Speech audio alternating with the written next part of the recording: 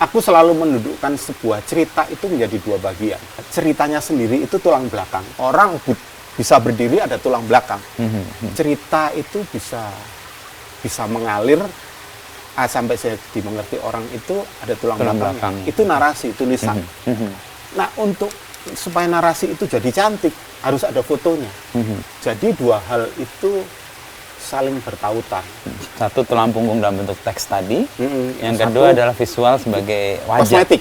Kosmetik. Nah, aku bilang sebagai kosmetik. Gitu.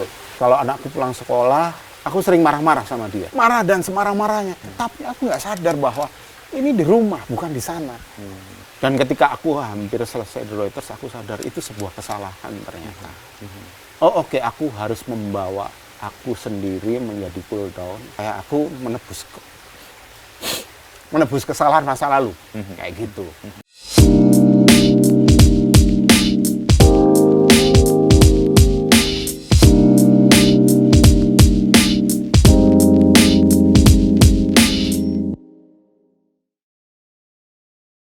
Ya, apa kabar Mas?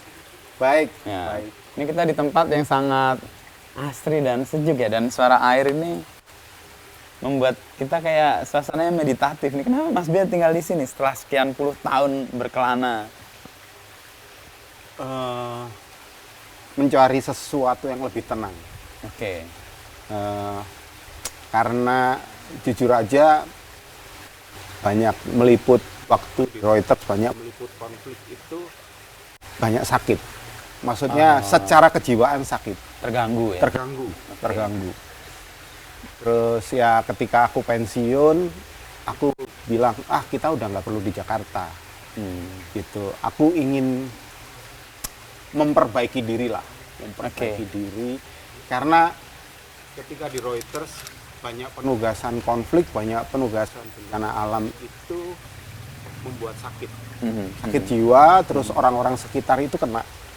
Anakku, istri, ya aku ngajak ke sini itu supaya lebih tenang, sekaligus aku ingin punya banyak waktu buat anakku. Oke. Jadi kayak tanda kutip penebusan dosa lah. Aku nggak mau kenceng-kenceng ngomongnya. Intinya itu. Intinya itu. Cuman kan istriku lahir di Jakarta, walaupun orang Belitung. Seumur hidup di Jakarta, jadi aku mesti tanya sama dia, mau nggak pindah? Oke, ini bagian dari deal ya?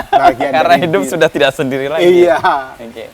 Terus dia bilang mau, asal gitu. Pertama di daerah dingin, kedua dekat pasar. Oke. Itu logis banget tuh. Iya, dekat pasar. Karena dia suka masak, istriku. Oke, batasan dapurnya sangat istimewa ya. Iya. Itu permintaan dia. Menghadap pemandangan yang menyenangkan. Oke, ya. Akhirnya ya udah, ada beberapa kota, beberapa tempat, akhirnya keputusannya di sini. Gitu. Untuk memenuhi kriteria yang diminta oleh Ibu Negara dan sekolah buat anak-anak. Di Jogja ya? Iya, di Jogja. Masih ada 2 yang sekolah. Gitu. Jadi ya udah kita pindah ke sini. Meninggalkan semuanya. Tapi sebelum meninggalkan, Mas Bia kan sebagai fotografer gitu. Mulai dari 90-an ya. Lalu 20 tahun terakhir di Reuters ya. Itu gimana perjalanan Mas Bia sampai kemudian menekuni fotografi adalah jalan hidup yang harus gue tekuni? Iya. Aku dulu editor Mas. Editor sebuah ensiklopedi ketika aku pertama kali bekerja, lulus. Lulus dari? Aku IKIP Malang. IKIP Malang, oke.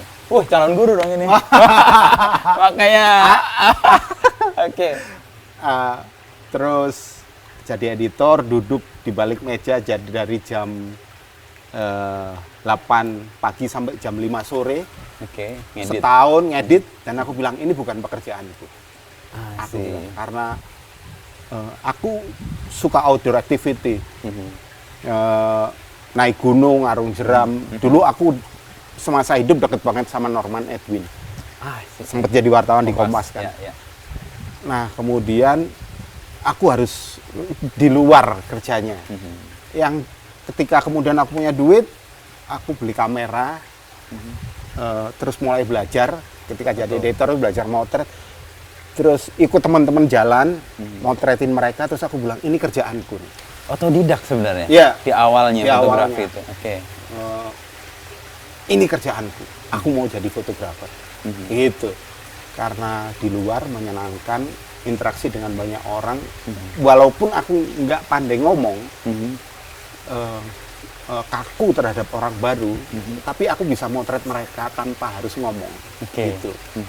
Udah, aku belajar foto, terus Meninggalkan yang editor meninggalkan tadi. yang lalu, freelance, datang ke Gadis, nawarin aku punya foto nih.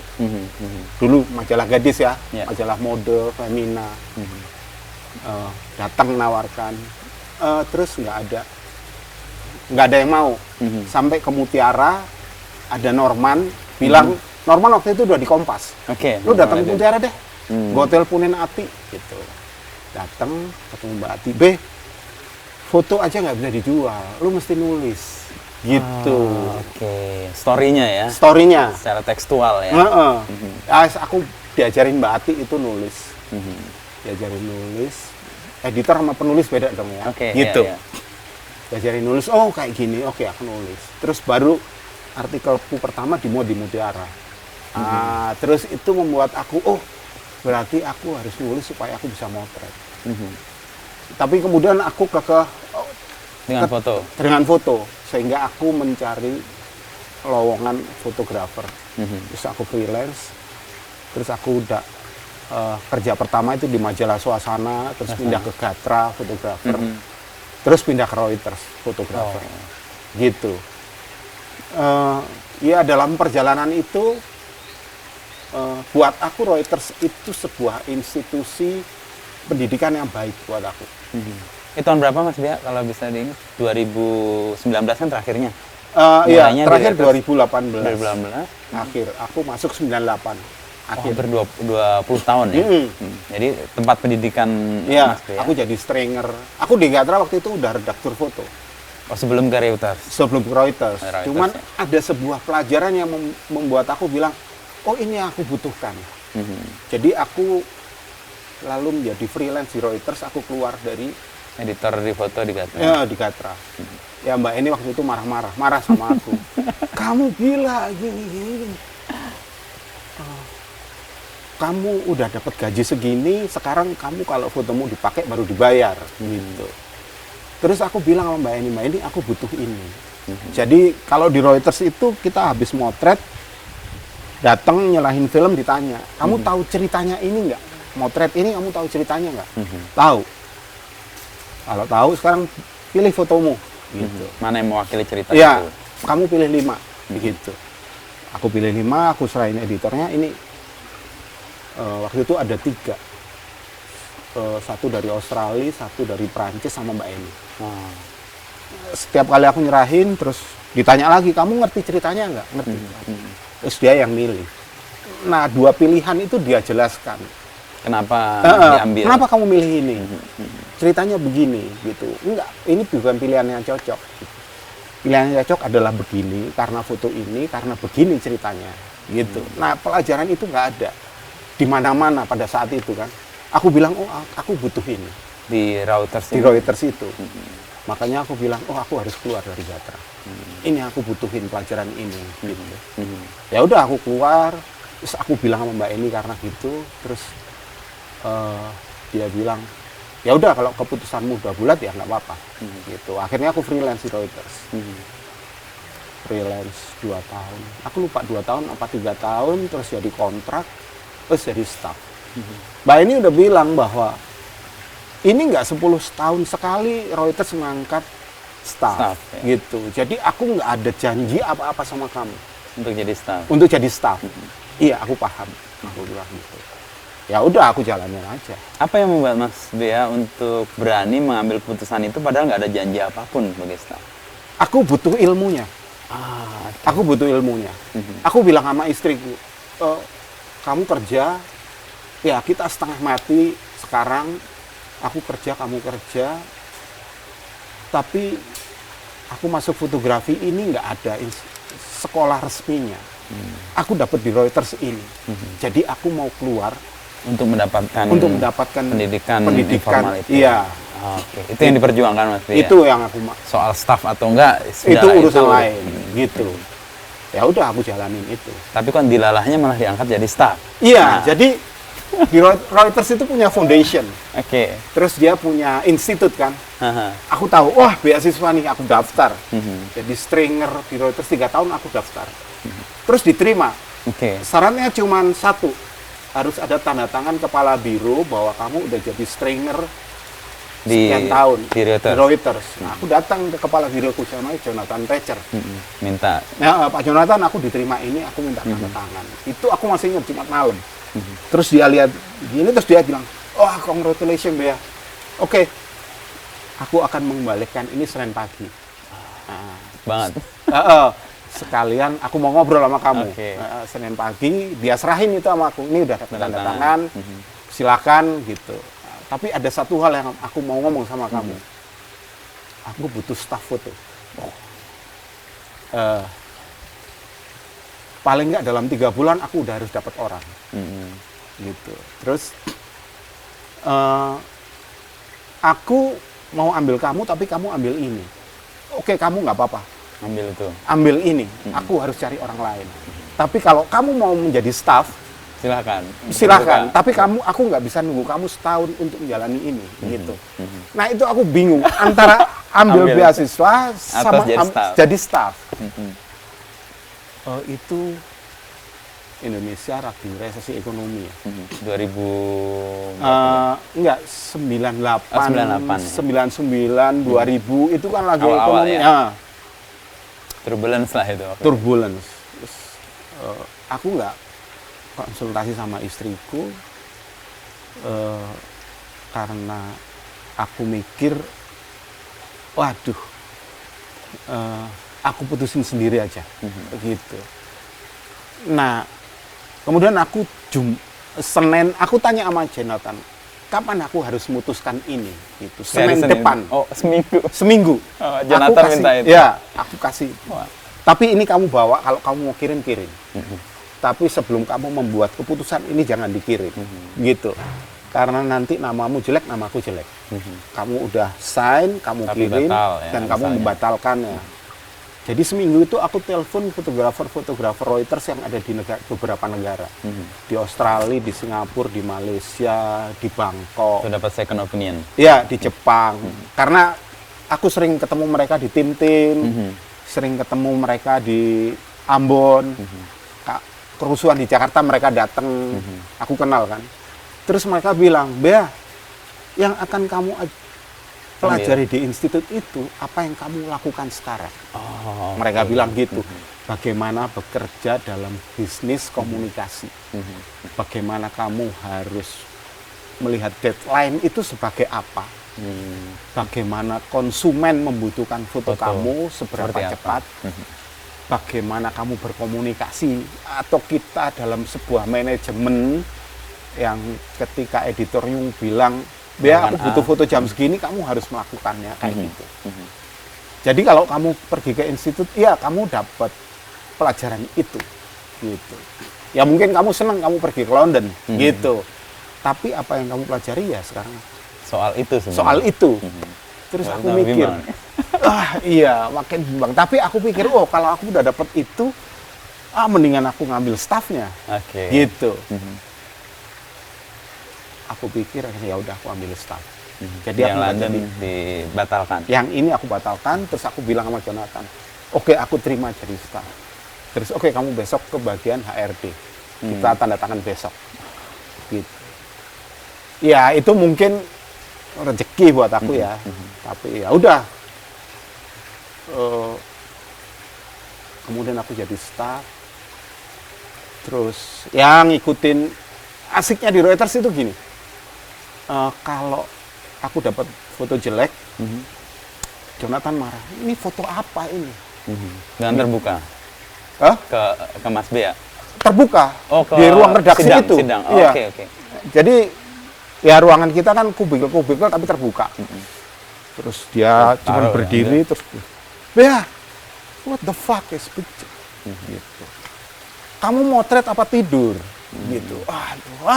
Maaf Pak Jonathan. Ya gitu, terbuka lah. Tapi sama kalau misalnya aku dapat foto bagus, terus dipakai di mana-mana, terus Ya, dia juga di situ. dia naik ke atas meja. Nih. Ini foto Bea paling bagus gitu. Ini wartawan gitu. Fair deh ya. Fair, ketika fair. buruk dan ketika di level yang dia mau, dia memberi Iya. apresiasi. Nah itu yang aku seneng gitu. Terus aku bilang, oh iya, oke kalau gitu ini tempat yang tepat. Gitu. Nah itu terus lewat waktu. Terus ya ada beberapa kali tawaran ke kantor berita lain. Cuman yang buat aku menarik adalah ketika 2008, 2009 keluar smartphone, ada iPad. Ya. Kita semua kantor biru dikasih iPad. Kamu belajar dari iPad. Terus kita dipanggil ke Singapura. Nggak lama, cuman Kamis Jumat, Sabtu Minggu libur lah di sana, Senin balik. Itu cuman mereka bilang begini, klien kita bakal berubah karena media berubah. Adanya Dengan smartphone datangnya iPad, smartphone, klien kita akan menjadi ke digital. Koran itu akan habis. Dia bilang gitu. Nah, kita semua akan belajar menuju ke tadi. digital. 2008, 2009. 2009 gitu. Terus ya udah kita belajar bareng, terus mereka bentuk tim multimedia. Ada fotografer, ada kameramen, ada satu penulis. Oke.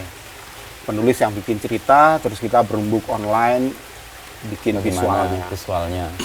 Nah, yang aku seneng kemudian mereka nge-push fotografer untuk menulis.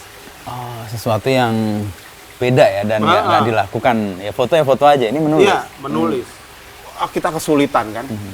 Kesulitan, terus kita komplain, nggak bisa, susah, gini.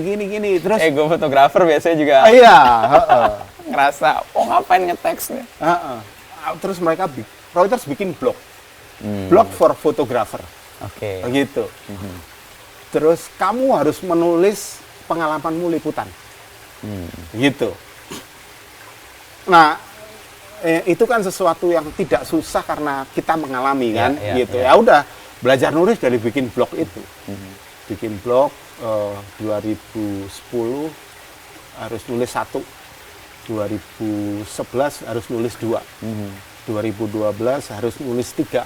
Itu naik terus sampai jadi 8 per setahun. Oh, setahun. Okay. Nah, kemudian itu jadi semacam penilaian. Oke. Terus bersamaan dengan itu fotografer harus mengusulkan sebuah cerita yang harus dia eksekusi bersama penulis. Jadi bukan penulis yang mengusulkan, tapi fotografer gitu. Itu sama, setahun 1, 2 naik sampai 8 itu ya. Terus dia bilang jadi head divisi visual itu diganti oleh anak muda pada saat itu.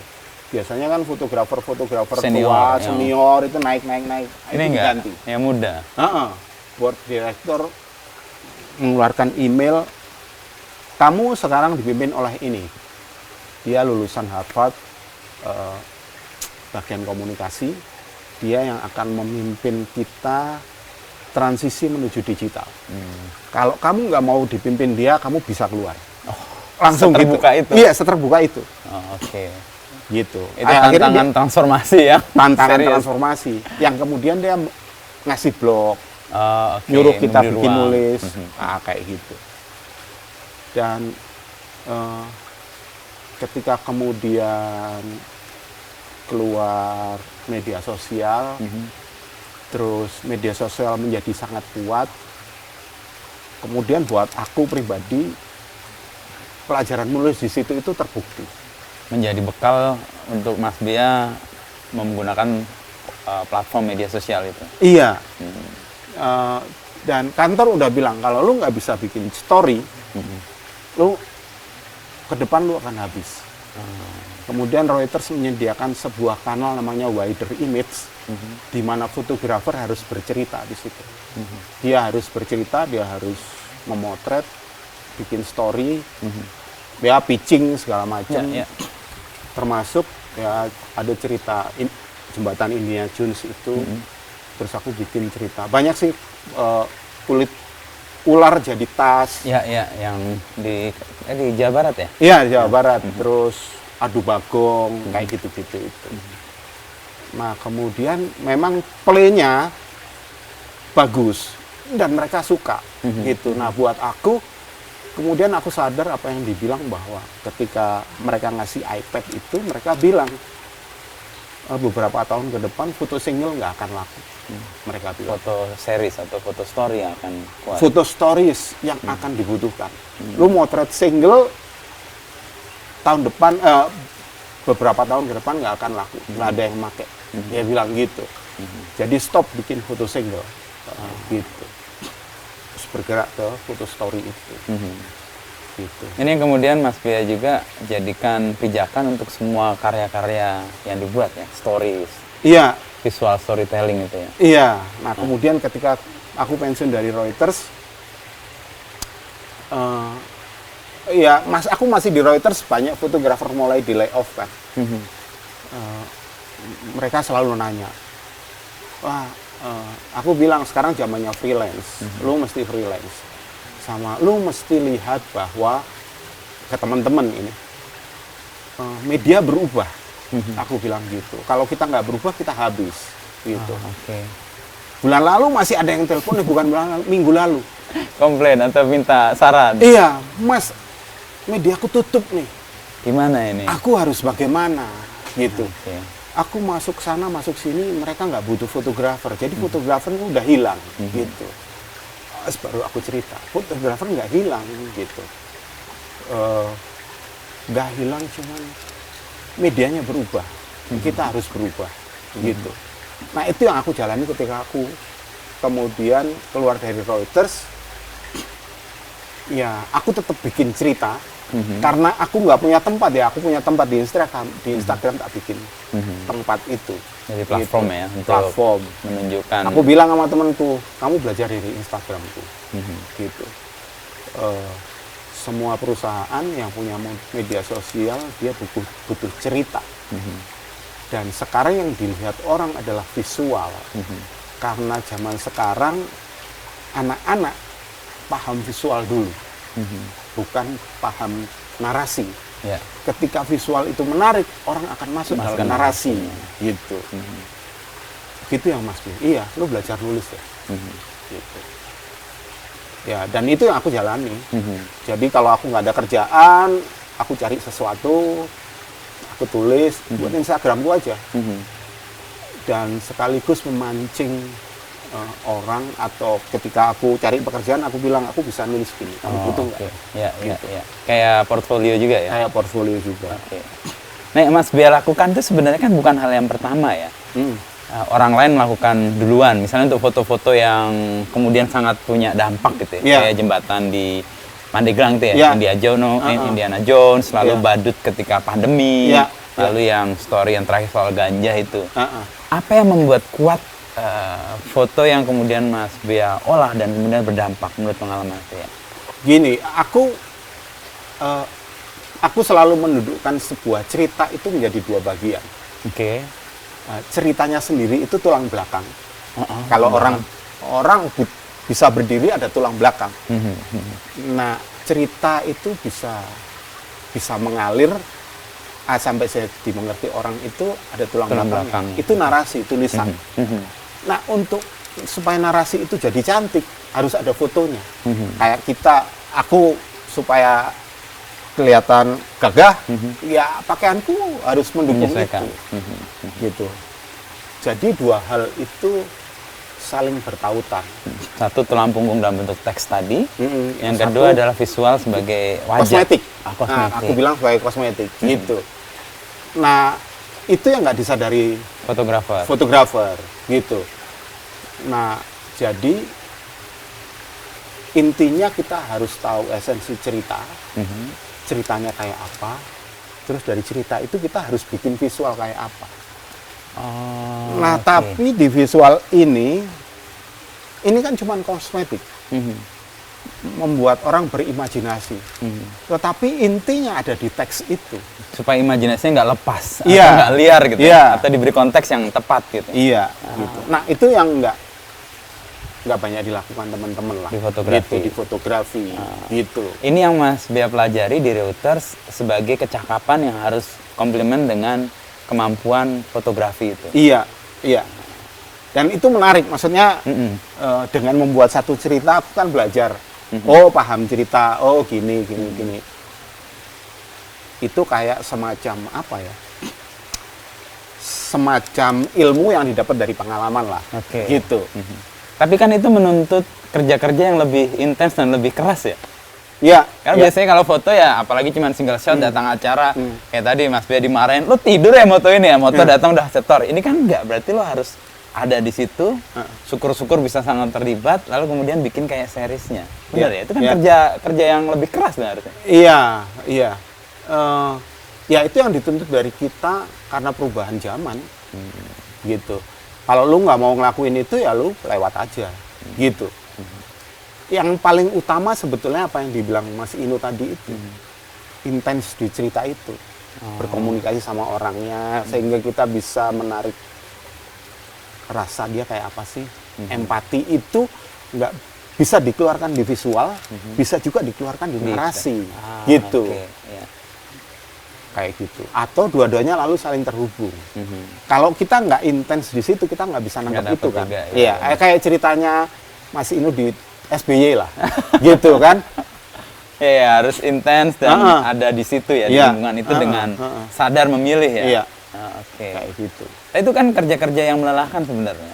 Karena kan pasti ya tadi kalau Mas Bea tadi kembali ke awal kan kemudian kadang-kadang melukai juga kalau terutama Ya. pengalaman bencana, pengalaman yang tidak nyaman secara psikologis. Itu deal dengan itu atau berdamai dengan itu gimana Mas Bea? Ya, berdamai dengan itu karena aku menyenangi fotografi intinya. Aku ingin tetap motret, Oke. tapi fotografi kan udah berubah, gitu. Ketika aku balik bahwa aku senang sama fotografi dan fotografi berubah, ya aku mau nggak mau harus melakukan itu. Kalau lalu aku harus intens dengan cerita itu, ya itu memang tuntutan, gitu. Tuntutan yang fotografi hari ini meminta kita melakukan Iya, adaptasi betul, itu ya. betul, gitu. Ya, sebetulnya ketika lulus bukan lulus, pensiun dari Reuters, Ya lulus juga lah. Ah, 20 lulus, tahun. Kan sekolah tadi Mas Iya. yang lihatnya. Oke. kan aku nanya, kamu mau jadi apa habis ini? Terus aku bilang pada diriku sendiri, aku ingin membagikan ini yang aku tahu. Yang aku Pengalaman tahu, berpuluh pengalamanku ini, yang teman-teman nggak tahu, gitu. Gimana caranya ya? Gitu. Nah, segala macam cara tak coba. Maksudnya, aku bilang mau ngajar, tapi kan nggak selalu berbalik positif. Akhirnya aku menemukan Instagram itu. Oh, tempat di mana untuk menyampaikan story itu Iya. kepada publik ya. Nge-e. Dengan keyakinan Mas Bea tadi ya. Ketika Mas Bea ngomong kan, lu kan di Reuters bisa aja ngomong gitu. Ini sekarang udah lepas nih. Iya. Akan membuktikan itu. Nah, itu sekaligus seperti aku, kalau ada temenku nanya, lu lihat Instagram gua, baca, ntar lu tanya. Gitu. Jadi kayak semacam pengajaran nggak langsung. Oke. Kalau mereka tertarik, Baru dia akan terlibat. mereka terlibat, baru aku akan membuka Respon. diri, ngasih tahu. Dan ini selalu aku kasih tahu ketika aku bikin workshop komersial atau instansi atau mahasiswa kayak gitu. Aku selalu membuka ini bahwa fotografi berubah. Oke. Kalau kamu belajar seperti aku dulu, maka Akan ditinggal. benar kamu akan kelewat kayak gitu. Dan akan panik ketika kebutuhan untuk fotografi Iya. tidak lagi diminati banyak ya. Iya, gitu. Jadi ya udah, kalau nggak ada pekerjaan, aku selalu membuat ceritaku sendiri, untuk supaya teman-teman yang ngikutin aku itu tahu, oh oke, kayak gini harus nulis. Aku selalu bilang, kamu harus bikin cerita dulu, nulis kayak gini, baru bikin visualnya kayak gitu. Nah kemarin aku nulis motret Idul Adha, kurban. Ini sebuah kebetulan. Lalu aku pergi ke daerah Selo dan ada sebuah masjid di satu desa yang aku kebetulan motret, dan kemudian mereka bilang dalam khutbah itu, tahun ini kita nggak berkurban hewan karena banyak sekali penyakit mulut dan kuku. PMK ya. Berkurban itu intinya berbagi. Si imamnya bilang, jadi hari ini silakan pulang ke rumah kembali, bawa makanan ke sini, kita makan bareng-bareng, kita berbagi makanan itu. Itu intinya kurban. Gitu. Di Selo itu? Di Selo. Buat aku yang orang Islam, baru mendengarkan itu pertama kali, dan aku, oh iya, kurban itu berbagi. Esensinya dapat. Esensinya dapat. Jadi buat aku, wah ini menarik nih. Gitu. Buat story ya? Sama buat story. Aku bikin di Instagramku. Nah hal-hal begitu, itu yang membuat aku kayak kecanduan gitu. Oh, ada cerita baru apa lagi nih? Memang nggak selalu ketemu, tapi pasti akan selalu ketemu hal-hal baru yang harus ditulis dan harus difoto. Gitu. Kalau nggak ada tulisan, orang akan melihat bahwa oh itu sholat id aja. Tapi kalau diceritakan bahwa korbannya karena PMK adalah berubah, itu orang dapat. Iya. Gitu. Itu bisa dapat karena Mas Bea melatih kepekaan untuk itu sepertinya. Kalau enggak kan orang yang sambil lewat aja gitu kan. Dengar itu ya. Karena peka, wah ini ada ceritanya, ini ada story-nya. Karena aku belajar menulis itu, Mas. Menulis itu kan harus mendengarkan dulu apa yang terjadi. Dan ya dalam koridor jurnalistik harus sesuatu yang real. Ya. Kalau kita mendengarkan, oh kayak gini. Oh bener nggak ini? Konfirmasi. Oh benar, gitu. Nanti orang-orang akan datang bawa makanan, gitu. Oh benar, orang datang bawa makanan, bawa itu, terus mereka makan bareng. Oh oke. Jadi dibimbing kayak karya Siti juga ya, keingintahuan yang mau dibuktikan gitu. Itu jurnalistik banget sih. Iya. Lalu jadi cerita, kemudian utuh. Kayak gitu. Dan sesuatu yang baru itu selalu muncul, menjadi candu. Oh nanti ketemu apa lagi nih, ketemu apa lagi. Ini butuh sikap batin yang terbuka sih, dan tadi adaptif sih. Kalau dia kekeh di satu state of mind gitu ya, pasti melihat hal yang baru malah jadi kayak ancaman. Ini kan sesuatu yang baru kan menggairahkan kan? Iya. Dan membuat kita exciting banget. Oh dapat ini, dapat itu. Iya benar.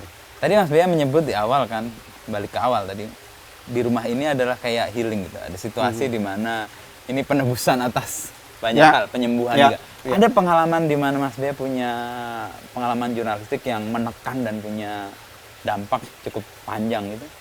Iya, aku dulu motret cukup ugal-ugalan ya. Maksudnya ugal-ugalan,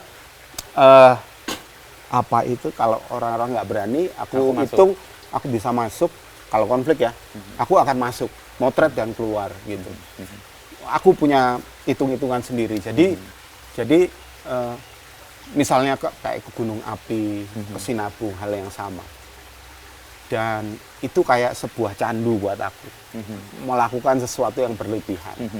Dan resiko pasti. Ya, mengambil resiko itu. Tapi aku kayak dipukul jiwaku ketika aku meliput tsunami. Aceh.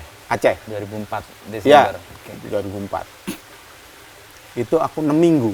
Jadi aku datang tanggal 27 Desember. Termasuk yang awal-awal tuh ya? Awal. Jadi hari, misalnya tadi pagi, tsunami, besok aku berangkat dan udah sampai di sana. Gitu. Nah, aku secara nggak sengaja itu, secara 6 minggu itu kan intens. Maksudnya intens melihat kekerasan, bukan kekerasan, visual yang nggak menyenangkan.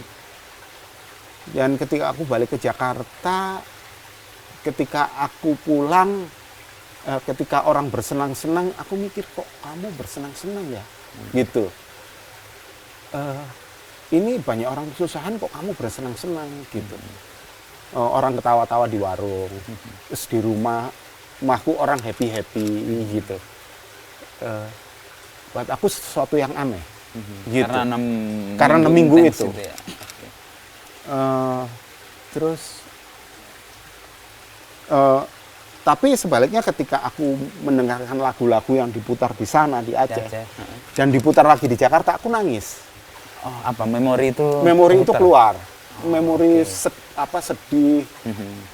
Ya, 6 minggu intens lihat ya, bencana. Aku nangis. Sehingga aku bilang sama istriku, kalau kamu di rumah, aku ajak ngomong deh. Gitu. Karena kalau nggak diajak ngomong, aku nangis. Larut terus di situ. Larut terus. Jadi selama istriku ada, aku diajak ngomong. Kalau istriku ke kantor, aku nangis.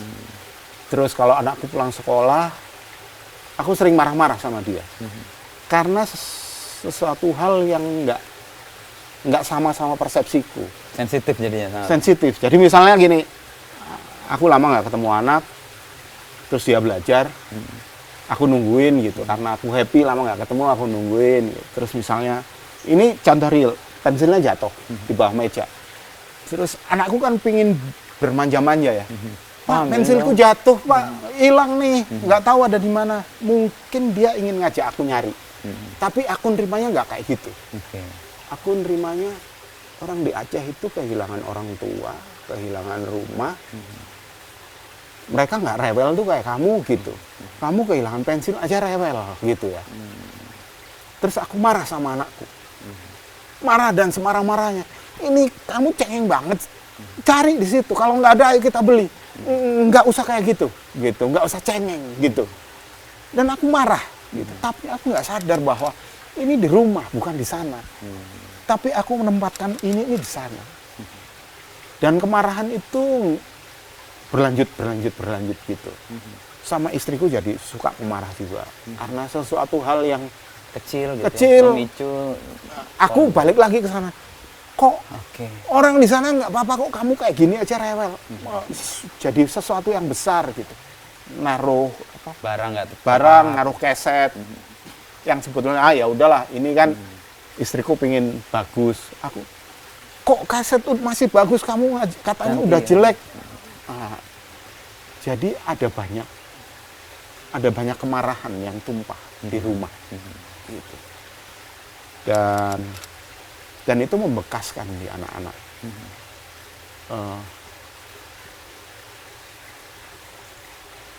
Dan ketika aku hampir selesai di Reuters, aku sadar itu sebuah kesalahan ternyata. Jadi, oke, aku harus membawa aku sendiri menjadi cool down. Punya banyak waktu buat anakku untuk kayak aku menebus kesalahan masa lalu, kayak gitu.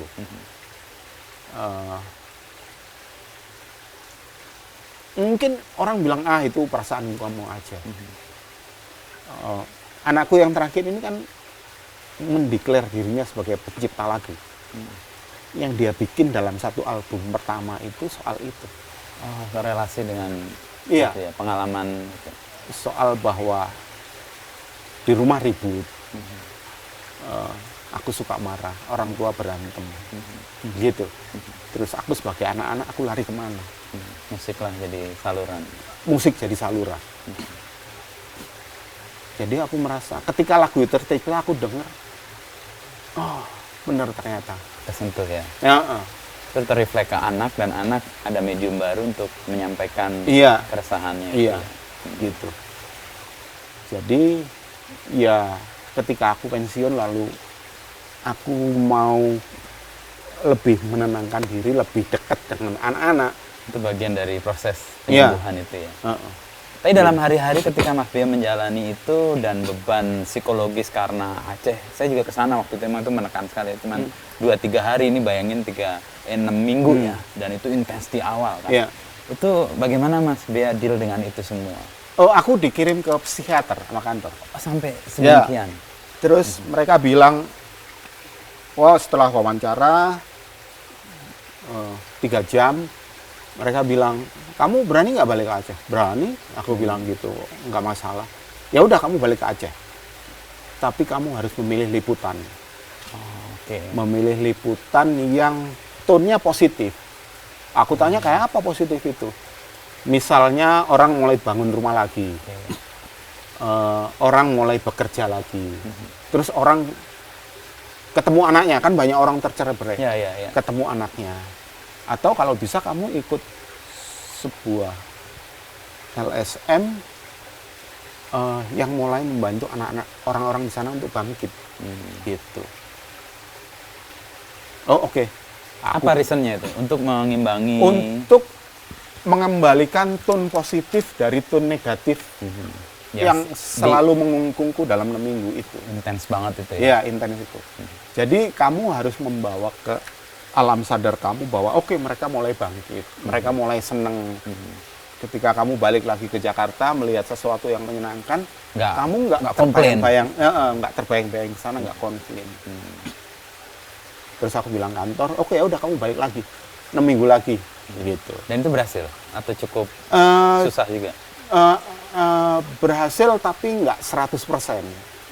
Artinya bayang-bayang yang aku tidak bisa menghilangkan itu berlangsung tahunan. Okay. Tapi menjadi lebih baik setelah aku balik mengimbangi liputan yang positif. Misalnya kalau dulu kan koran-koran itu di Aceh itu dicetak, terus ditempel kan, terus orang, oh ini anakku di mana gitu. Nah aku ngikutin itu, itu ketemu sama orang tuanya, anak. Terus ada juga yang nggak ketemu, kalau nggak ketemu aku nggak mau, aku ikutin, bukan salah, aku nggak mau motret, aku nggak mau. Karena gitu. itu akan munculkan kecewa lagi. Kayak gitu. Dan aku ikut namanya tim itu Global Rescue Network. Oke.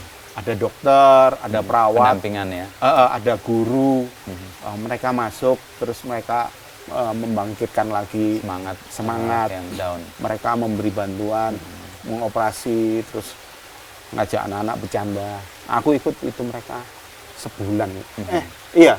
3 untuk minggu. Kepentingan Mas Bea sendiri, bukan liputan. Untuk kepentinganku. Karena kalau positif, ya? aku kirim ke kantor.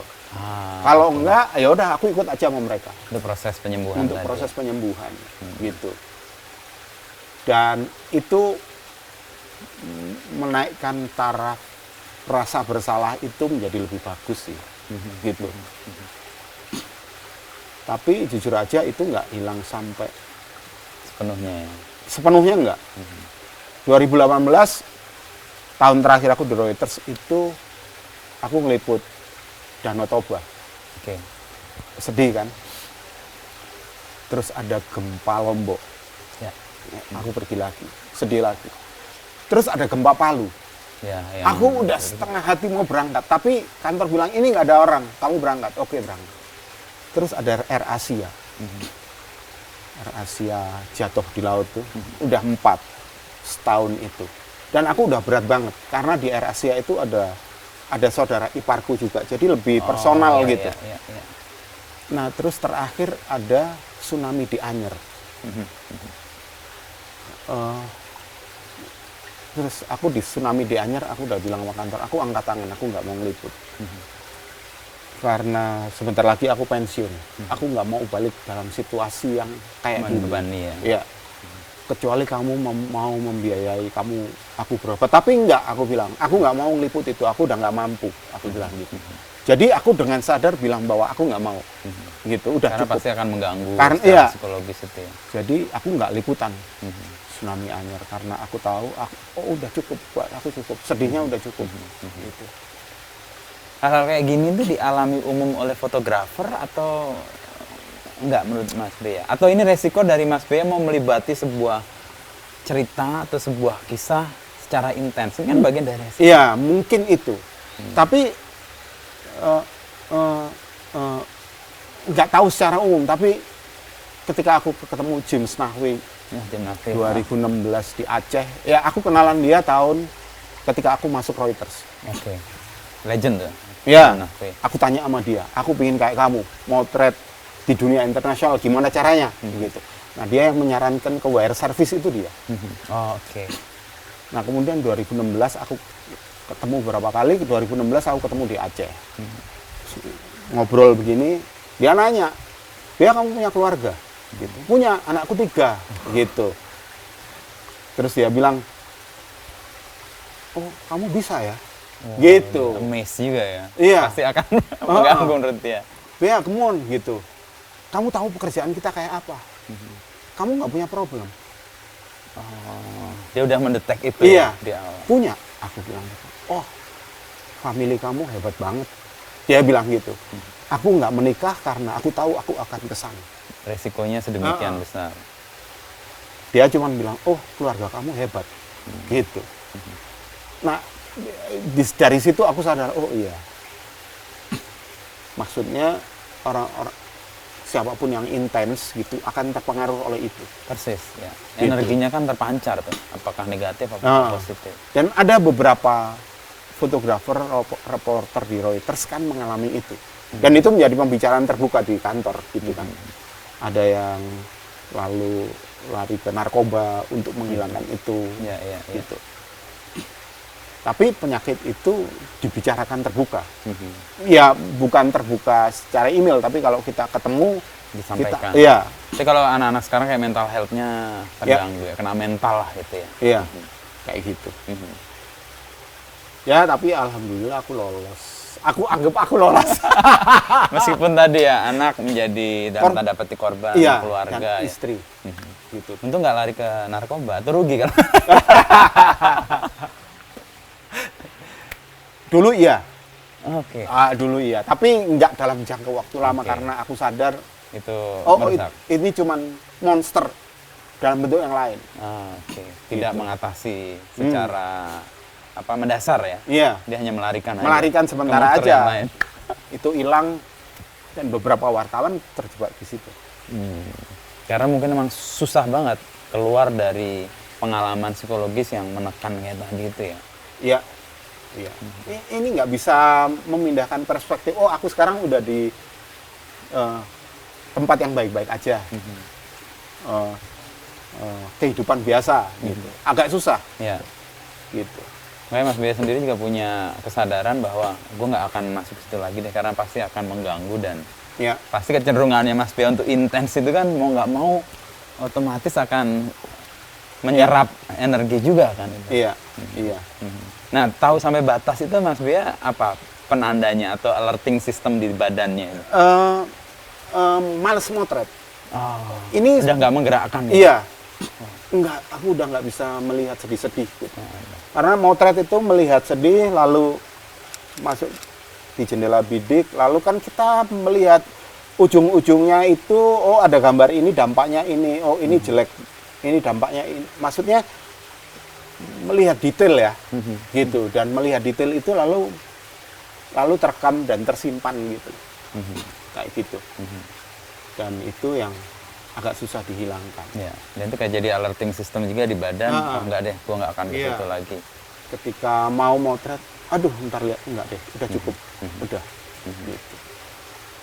Gitu. Nah, proses untuk Mas Bea kemudian memilih ya. Sekarang kan visual storytelling itu jadi kayak jalan hidup berikutnya ya. Ya. Itu kesadaran yang dibentuk dari Reuters tadi dan Mas Bea menemukan ini sesuatu yang baru perlu digeluti, bagaimana? Ya aku disarankan di Reuters ketika mereka bilang 2010 tahun-tahun ke depan foto single nggak akan laku. Itu semua orang, semua fotografer di Reuters menyangkal. Karena pada Denying saat ya? iya, Denial. saat itu foto single itu laku banget. Oke. Foto stand alone misalnya cuman ini. Punya aku yang pernah laku banget. Aku motret ulat menggantung, turun, cuman gitu doang, gitu, itu foto kehidupan di pinggir rel, gitu, foto-foto sederhana yang misalnya orang masak ikan untuk dijadikan ikan asin, Oke. foto single kayak gitu tuh pada saat itu laku banget, dan di Indonesia banyak sekali foto keluar itu. Jadi semua orang bilang enggak mungkin gitu. Tapi Reuters selalu push. Akhirnya lalu sampai memberi punishment kalau lu nggak bikin foto cerita, Lo nggak akan dipakai. lu nggak akan dipakai oleh kita, oleh Reuters, Ya. gitu. Terus membuat aku berpikir, kemudian aku sadar iya, dalam perjalanan waktu itu koran itu Kurang decline, ya. online keluar, terus mereka bilang belajarlah dari smartphone. Koran itu dibatasi oleh halaman. Oke. Smartphone nggak dibatasi oleh halaman. Dia bilang gitu, kamu mau bikin berapa halaman? Itu sejauh itu diberi ruang ada. Iya, ruang itu selalu ada kalau menarik. Nah, foto aja single cuman sekali orang lihat, habis itu selesai. Nah, dalam berkembangnya waktu, yang aku amati kemudian visual itu jadi bahasa. Kalau buat aku ya, Visual itu jadi bahasa. iya. Jadi buat aku ada bahasa tulis, ada bahasa visual. Yang kemudian kalau aku ngamati anakku, mereka bisa berinteraksi dengan orang lain hanya melalui visual. Anak-anak sekarang belum bisa ngomong, belum bisa nulis, bisa terkoneksi secara emosi lewat visual. Ya. Gitu. Terus aku bilang, oh aku dulu belajar berkomunikasi pakai tulisan. Kan kalau dulu minta dibelikan permen, bapakku bilang itu baca dulu. Iya, jalan apa itu? Apa toko apa itu? Iya kan? Iya, iya. Anak sekarang enggak ternyata. Visual. Gitu. Visual. Nah, jadi menurutku bahasa itu ada dua sekarang. Teks Bahasa tulis dan bahasa visual. Nah, visual itu ada foto, ada video. Oke. Nah, anak sekarang kenal visual dulu. Oke, jadi membuka narasi harus pakai visual sekarang buatku. Jadi aku mempelajari itu, dan itu yang menggerakkan aku sekarang. Kalau kita sadar bahwa segala sesuatu yang dikomunikasikan itu harus melalui dua hal, teks dan visual, ya udah kamu ada di situ. Dua-duanya dikuasai. Dua-duanya dikuasai. Kamu akan hidup deh. Karena komplimen ya. Iya. Tapi kalau kamu ngotot bahwa cuman foto aja, ego fotografer. Iya, kamu akan begitu juga teks ya. Iya, kayak gitu. Dan itu yang menggerakkan aku sekarang, gitu. Dan aku ingin menyebarkan ke teman-teman. Aku selalu bilang dalam workshop selalu bilang kayak gitu. Event terakhir aku diundang Salon Foto Indonesia, Salon Foto. Ya. Mereka minta, Mas Bea, kita kasih cerita kita dong soal foto story. Gitu. Aku bilang, dari mana aku masuknya? Gitu. Foto story buat aku menarik, tapi buat orang salon belum tentu. Gitu kan. Pokoknya ya buat wawasan aja Mas Bea, karena juri-juri salon foto perlu wawasan lebih. Aku mikir dari mana masuknya ya. Terus aku melihat, orang-orang salon foto itu selalu memotret sesuatu yang luar biasa. Nah kalau di foto, kalau di jurnalistik ya itu momen yang dibilang Cartier-Bresson decisive moment, ya itu yang dibikin orang-orang salon. Terus aku lihat lagi, aku ngerti nih sekarang maksudnya. Nah jadi yang dibikin teman-teman salon foto itu hanya satu foto dari rangkaian cerita foto-foto lain yang harus ada. Jadi aku masuk dari situ. Aku bilang bahwa foto story itu membutuhkan sebuah foto jagoan. Nah, foto jagoan itu yang biasa mereka bikin ini. Kayak gitu. Punchline-nya. Nah, punchline-nya. Cuman harus ada visual pengantar sebelum masuk ke sini. Dan visual penutupnya. Nah, jadi aku cerita ke sana. Dan di luar dugaan, orang-orang salon foto itu seneng banget. Banyak banget pertanyaan. Dari yang 2 jam berkembang jadi 4 jam. Gitu.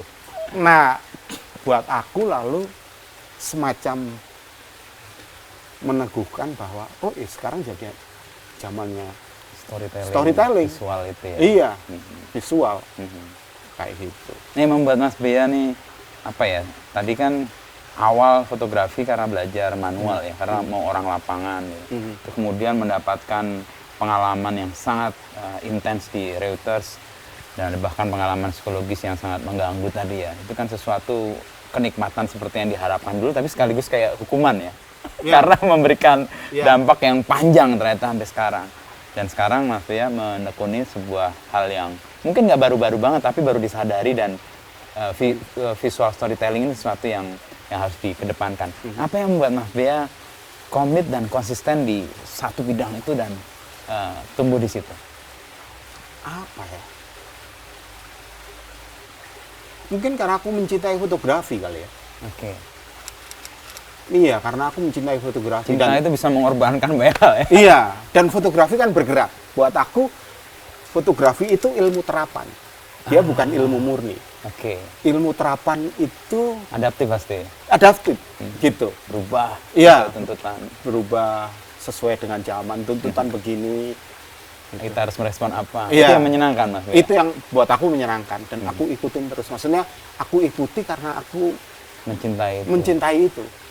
Jadi aku hidup dari fotografi, aku hidup untuk fotografi kali kayak gitu ya, kayaknya gitu ya. Kayaknya. Tapi ya itu gitu. Iya. Kan perjalanan 25 tahunan kan menunjukkan itu ya, mencintai Iya, dan sekaligus Iya. hidup untuk itu jadi. iya. Gitu. Apa hal yang Mas Bea temukan dalam perjalanan itu yang mungkin sempat membuat kayaknya keliru nih jalan ini atau justru ini yang benar nih jalan ini? Sampai hari ini sih aku belum menemukan oh keliru nih. Enggak. Gitu. Oke. Tapi aku bilang, oh iya bener ya. Gitu. Jadi ketika aku menemukan kayak tadi ngajar di salon foto, terus aku, oh iya bener ternyata. Gitu. Itu yang membuat aku ya terus ada di sini. Gitu. Nggak banyak ya kemampuan beradaptasi untuk sebuah ilmu terapan yang perkembangannya kan cepet banget nih ya. Ya. Apa yang membuat Mas Bea bisa, ini pengalaman ya pasti ya, yang membuat Mas Bea bisa tune in dengan sesuatu yang dituntut baru. Kan banyak orang mandek ya. Iya, mungkin karena aku ingin, kalau tuntutanku sekarang personal, aku ingin memberikan itu ke teman-teman. Tapi itu harus sesuatu yang benar. Oke. Jadi aku harus mencobanya dulu. Proven ya di Proven. Mas Bea sendiri. Dalam ya? diriku sendiri. Baru membagi. Iya. Jadi aku bikin story di Instagram, terus aku tawarkan secara komersial ya. Ke brand-brand Ke atau brand, ke institusi. Dan ini jalan ya. Dan itu jalan. Oh oke Mas Bea, aku coba 2 kali ngaji. Oke Mas Bea, kita tanda tangan kontrak deh. Gitu. Nah itu yang membuat aku, oh oke, aku jalan. Mas Bea kita perpanjang ya. Gitu. Oke. Lalu itu yang membuat aku harus tetap ada di situ supaya teman-teman yang baru masuk, yang konsep berfotografinya masih yang lama, Itu hijrah ya. Ke visual. bahwa kalau lu mau belajar sekarang, belajar yang ini loh, gitu. Dan proven ini ya. Dan proven. Ada marketnya, ada kebutuhannya. Iya. Bahkan kayak lomba foto di beberapa institusi yang hadiahnya cukup gede, aku selalu bilang, jangan bikin lomba foto single, bikin Story. foto story. Dan lalu kayak Pertamina itu, lalu mengubah konsepnya lomba jadi foto story. Oke. Mereka kan punya anugerah jurnalistik Pertamina. Tahun berapa itu aku udah bilang, ini hadiahnya gede, kamu harus bikin foto story. Dan mereka bikin foto story, akhirnya dijadikan foto story sampai sekarang. Dan aku jadi juri udah bertahun-tahun gitu ya. Terus yang terakhir, 3 tahun terakhir itu BPJS. Oke. Aku bilang sama mereka, ini gede nih hadiahnya, bikin foto story. Karena dengan begitu, itu kan buat wartawan foto ya. Wartawan mau nggak mau membuat cerita untuk ikut itu, gitu. Dan aku selalu membuka diri sebagai juri. Aku bilang gitu, kalau kamu mau konsultasi bikin foto story sama aku, Please kan. ya telepon lewat Instagram boleh, WhatsApp boleh, dan beberapa orang melakukannya. Buat aku, ya aku seneng dengan itu. Oke, berarti temanku Mau berubah, udah berkembang. bergerak ke sana, gitu, kayak gitu. Ini jadi kayak masa tertentu nih ya, atau masa baru, atau mungkin nggak baru banget, tapi setidaknya ini ada yang banyak merawat dan kemudian memunculkan ini sebagai hal yang harus ditekuni bersama. Iya, Ya mungkin bukan mazhab kali ya.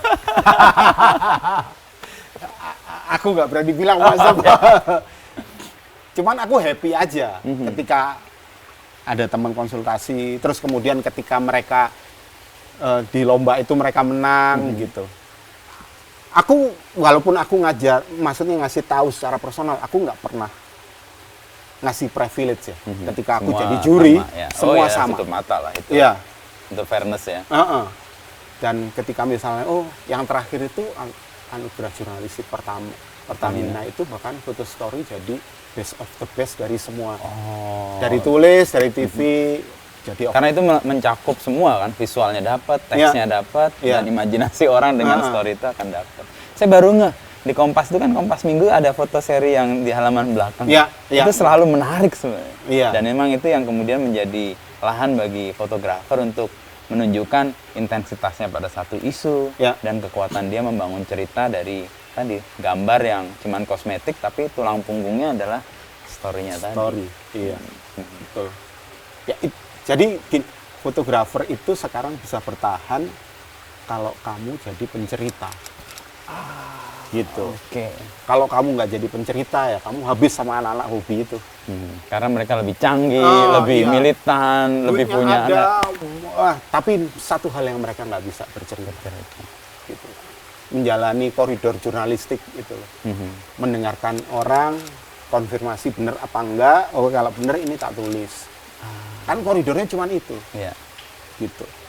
Dan sekaligus aku membawa kaidah jurnalistik dalam media sosial. Gitu. Itu yang aku sadari aku bawa. Maksudnya ketika aku masuk ke media sosial, aku bilang aku harus membawa kaidah jurnalistik. Dan itu menjadi rambu sih sebenarnya, membuat foto kita atau story kita bisa dipertanggungjawabkan. Karena kita melakukan konfirmasi, observasi, dan riset bahkan kan. Pasti Mas Bea sebelum jalan ke satu tempat kan riset dulu tuh. Misalnya ganja itu, pasti kan pengen tahu ini apa sih isunya. Lalu yang jembatan Indiana Jones itu ya. Itu kan pasti riset dulu kan. Datang ke lapangan dan konfirmasi dan membuat itu impact-nya, lalu ada pembangunan jembatan yang kontribusinya salah satu dari Mas Bea kan. Itu orang lain. Tapi lewat jalan itulah. Aku mau meneruskan cerita ini, ganja itu. Udah hubungi orang-orangnya di beberapa tempat.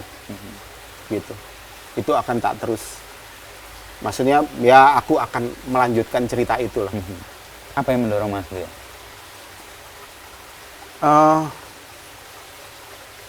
Kemanusiaan kali ya.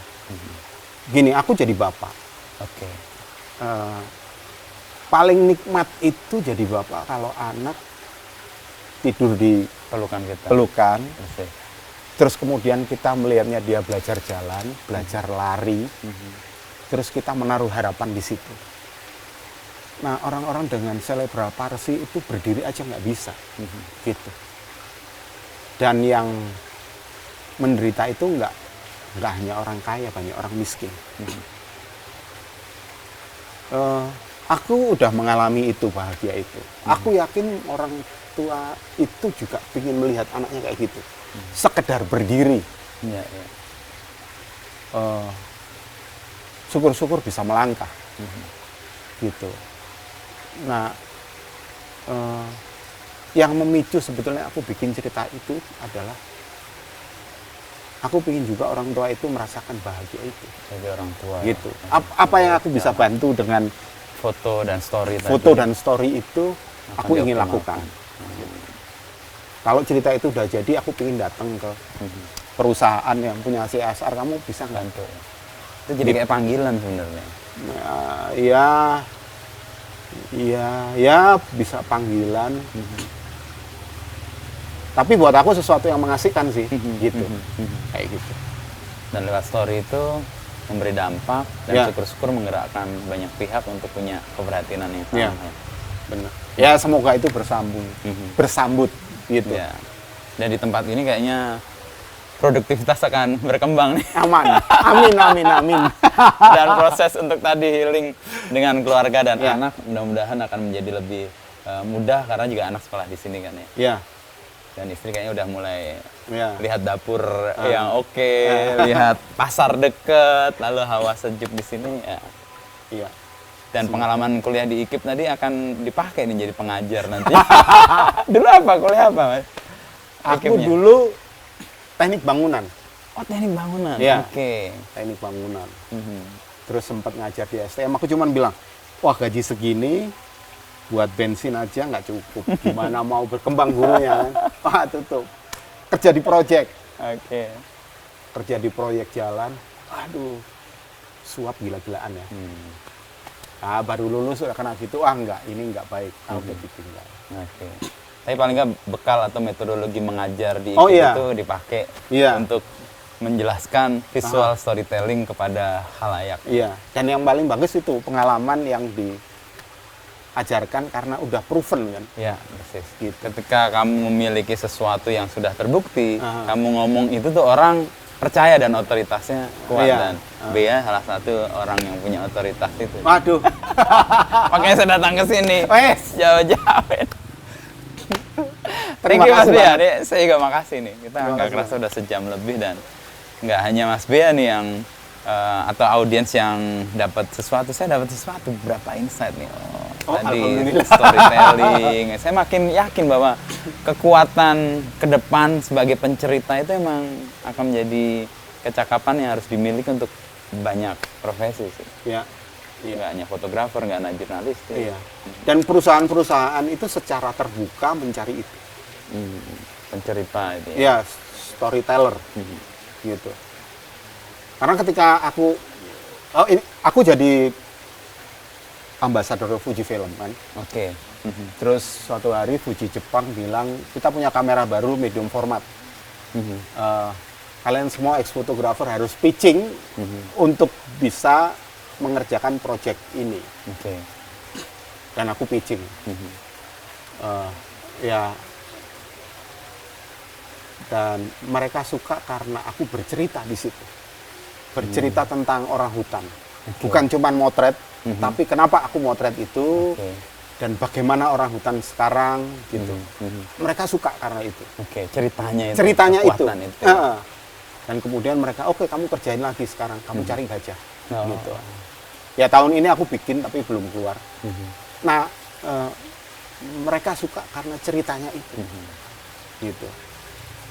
Dan kecakapan untuk bisa bercerita itu kan bukan sesuatu yang lo bisa dapat begitu aja kan? Iya. Pelajari kepekaan tadi, kemampuan melakukan observasi, Iya. datang ke lapangan, Jadi, klarifikasi. aku juga bilang, kalau kamu mengakrabi storytelling, kamu bisa jadi apa aja lewat visual. Kamu bisa bikin foto, kamu bisa bikin film, gitu. Karena aku udah membuktikannya gitu. Aku yang bikin ceritanya, terus Dan itu terbukti, market Ya. menerima. Dan kecakapan-kecakapan orang-orang besar di masa lalu itu kan sebenarnya mereka pencerita, pendongeng. Atau kemampuan mereka istilahnya apa ya, mempengaruhi orang itu kemampuan dia bercerita. Oh kan? iya. Ya nabi, filsuf, Iya, ilmuwan, bahkan profesi-profesi yang lain. Ya.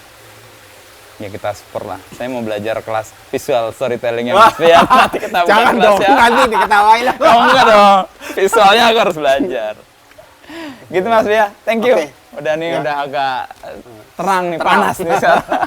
Kita akan ketemu di lain kesempatan. Oke, terima Matur kasih nuwun. Ya. udah datang. Ya, mudah-mudahan di ruang ini kita bisa datang untuk undang Jason Ranti ngamen di sini. Aku setuju banget. J ditungguin sama Mas Bea. Gitu. Wih, begitu aku lihat Jason nyanyi, anjrit ini idola gua baru nih. Oke, nanti anaknya pasti mau nulis tag dengan gaya itu juga. Oke. Thank you Mas Bea. Terima kasih Mas Ya, Inu.